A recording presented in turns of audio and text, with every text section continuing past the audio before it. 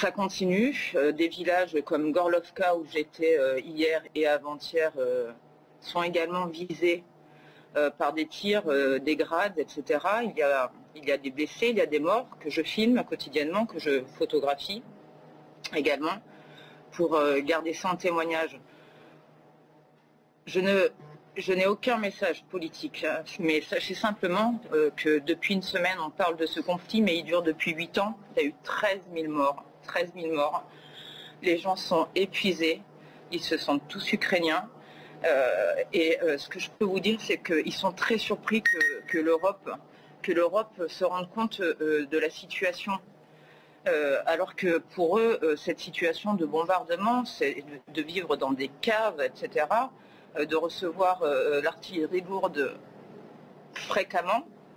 Je l'ai documenté en 2015. Pour eux, c'est un quotidien depuis 2014, je le répète. Ensuite, je vous interromps parce qu'il y a effectivement tout le monde ne comprend pas la situation aussi précisément, évidemment, que vous la vivez depuis de nombreuses années. Vous avez dit, et ça m'a surpris, tous les gens se sentent ukrainiens. Et vous avez rappelé que les bombardements étaient ukrainiens il y a quelques jours.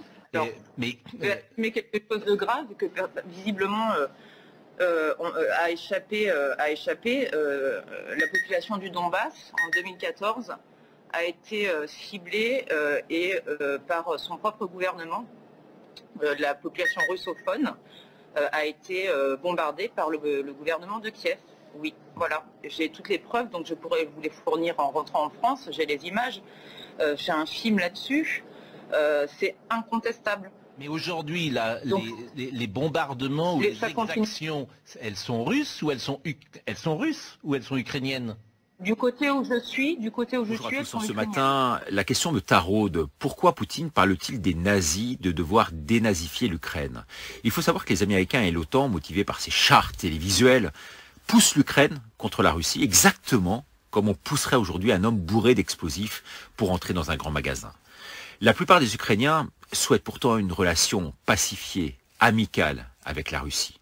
Malheureusement, ils sont otages d'une minorité de bandits, venus principalement des provinces occidentales. Ils sont ultranationalistes, ils sont membres d'organisations paramilitaires. Ce sont d'anciens nazis qui ne rêvent que d'en finir aujourd'hui avec les moscovites, après avoir éliminé Polonais, Juifs et Tziganes pendant la guerre.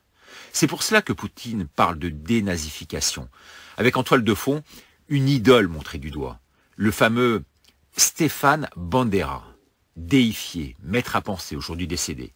Il avait été exfiltré, protégé par les Américains, puis assassiné, c'était à Munich, par le KGB en 1959. Du reste, le 1er janvier, à la nuit tombée, des centaines de personnes se sont rassemblées pour une procession au flambeau dans les rues de Kiev, en sa mémoire, en son honneur, oui, pour lui rendre hommage en cette date anniversaire.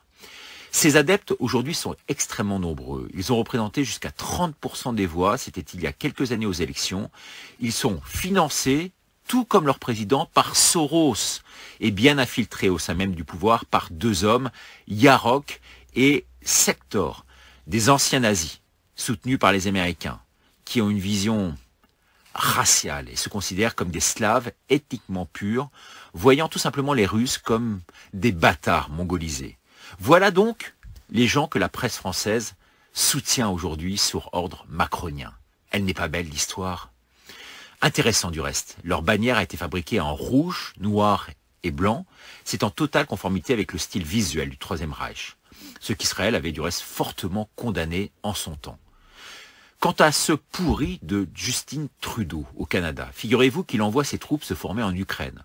En retour, le Canada a formé également 33 000 soldats ukrainiens. Eh bien, cette George Washington University a récemment publié une étude, c'était au mois de septembre dernier, qui a révélé la présence de groupes néo-nazis, d'un groupe néo-nazi qui s'appelle Centuria, à cette Académie militaire nationale ukrainienne, là même où les forces armées canadiennes font de la formation.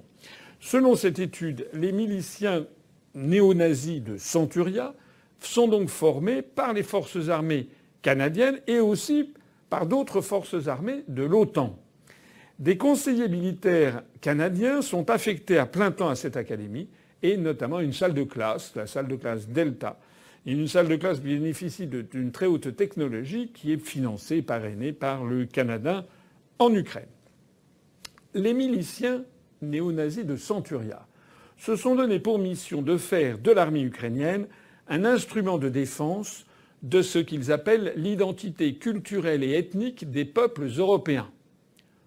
Ça cadre bien avec les symboles nazis qui n'hésitent pas, ou des symboles qui représentent vaguement les symboles nazis ou la croix celtique, avec des logos qui sont assez travaillés pour que ça fasse penser à la période hitlérienne. Donc l'idée de défendre l'identité des peuples d'Europe, l'identité ethnique, c'est tout un univers.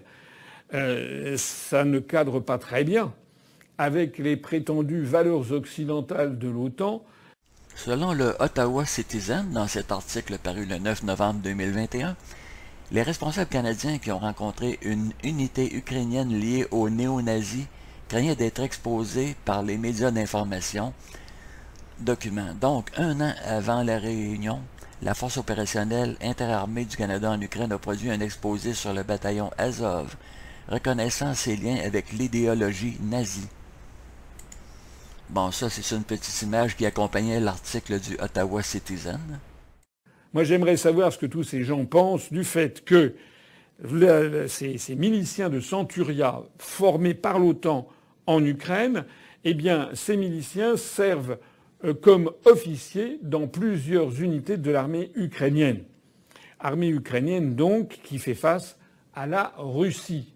C'est l'OTAN, c'est les forces canadiennes qui forment ces officiers-là et qui nous présentent l'armée ukrainienne comme des combattants de la liberté face à la Russie de Poutine. Regardez là sur ces photos à quoi ressemblent les combattants de la liberté. Ici, on voit 2 postes de Chrystia Freeland, une ministre du gouvernement Trudeau, alors elle a refait son image. C'est-à-dire qu'à gauche, elle tient une banderole néo-nazie, tandis qu'à droite, elle a enlevé sa banderole néo-nazie.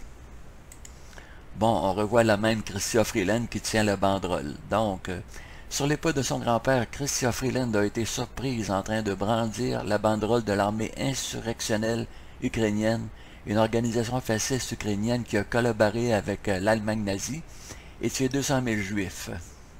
And her grandfather was the chief Nazi propagandist in Eastern Europe over the newspapers in as far away as from Poland to Ukraine. He was directly under Joseph Goebbels at the highest tier of the Nazi party. En décembre, il y a eu un vote à l'Assemblée générale de l'ONU, le 16 décembre, un projet de résolution sur la lutte contre la glorification du nazisme, du néonazisme et des autres pratiques qui contribuent à alimenter les formes contemporaines de racisme. Vous allez me dire, tout le monde a voté pour, c'est évident. Oui, sauf 2 pays. Qui a voté contre la résolution qui condamne le nazisme? Les États-Unis et l'Ukraine. C'est intéressant. Et donc, une analyse de ce qui se passe montre qu'actuellement, en Ukraine, on a joué un rôle important des groupes fascistes de ce genre, ou comme ça. On a des manifestations fréquentes et importantes qui rendent hommage au type dont vous voyez l'image là sur la banderole au début, c'est Stepan Bandera. C'est le chef des collabos ukrainiens durant la Seconde Guerre mondiale avec les nazis, des fascistes abominables avec des massacres épouvantables. Ce qui est intéressant, c'est que ces nazis, ces pro-nazis de Bandera, s'en sont pris aux Juifs, aux Polonais, aux Polonais, ont commis des massacres complètement racistes. Et donc, voilà le genre de gens qu'on utilise maintenant chez nous. En fait, ça joue un rôle important depuis la fondation de la nouvelle forme de l'État ukrainien. Le magazine Elle, je pense que c'est un magazine bien connu en France et au Canada. Donc, elle a publié une interview d'une néo-nazie ukrainienne du bataillon Haïdar. Le nazisme a des beaux jours devant lui.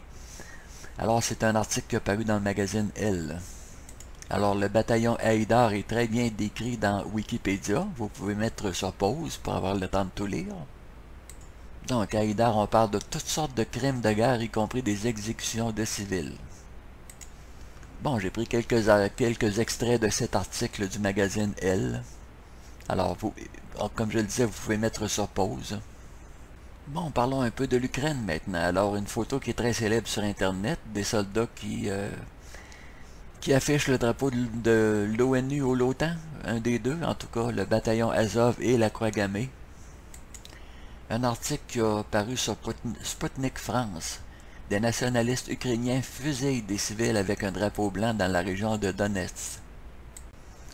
TVA Nouvelles, un média mainstream québécois, des soldats russes auraient saboté leur véhicule pour éviter de combattre.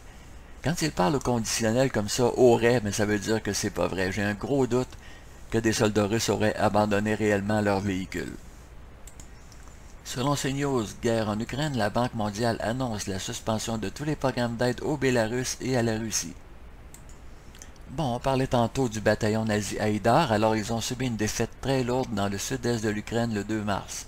Plus de 5000 hommes sont en fuite, y compris leurs instructeurs de Blackwater. Ils ont abandonné le métier qu'ils avaient reçu de l'OTAN. Évidemment, tous les groupes terroristes depuis 20 ans sont toujours entraînés et financés par l'OTAN. Ça, j'ai vu ça sur l'excellent blog L'échelle de Jacob, 3 mars, idéologie nazie au sein de l'armée ukrainienne. Donc, pas un mot sur l'idéologie nazie au sein de l'armée ukrainienne. C'est pourtant une question qui a été soulevée au Sénat en juin dernier. Alors, vous pouvez mettre sur pause pour avoir le temps de tout lire ça. Bon, continuons avec quelques images qui viennent de l'Ukraine que j'ai pris un peu partout à gauche et à droite et qui montrent l'invasion des nazis à l'intérieur de l'Ukraine. Ça, j'ai pris ça sur Force française libre 2.0, la vérité sur la révolution ukrainienne des nazis. Bon, il y a quelques images comme ça qui circulent sur Internet. On reconnaît évidemment la croix gammée. En date du 4 mars, pourquoi pensez-vous que nos troupes sont entrées exactement le 24 février?